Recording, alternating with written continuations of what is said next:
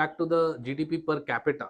So the typical argument is that, 3 trillion, 5 trillion, number 5, number 4, number 3, all that is fine. That's just because you are a large population. Right. So people are still poor. Even if it's 5 trillion, you're still poor. Right. Agreed. But that's why we did the GDP per capita simulation as well, using the population projections also incorporated with the total GDP numbers. And so our per capita simulations show somewhere between the very conservative case as $15,000 per annum per capita to somewhere around $60,000. Right.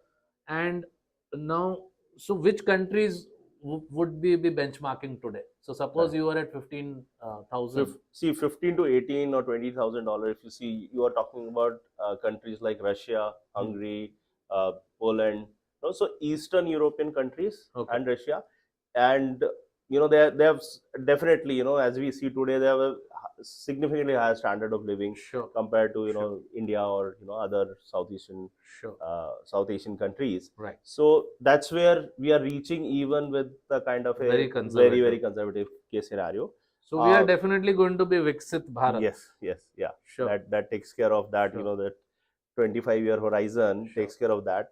I think the next slot, which is something where our estimates take us to like a 23, the base case scenario, $24,000.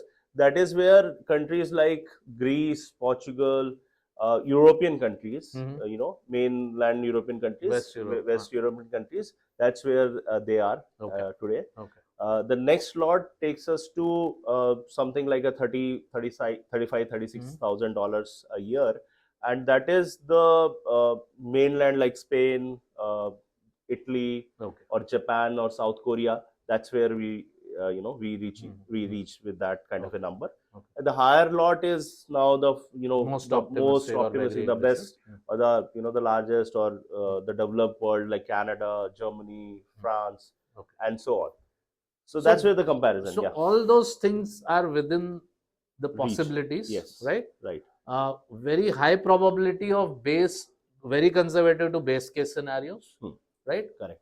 Which means somewhere between 15,000 to what, 25,000. Right. That is very high probability. Right. Above that is possible. The probabilities are low. Everything has to fall in place, and we have to execute properly, and all the policies have to be right, and the world environment has to be right, and then it could happen. Great.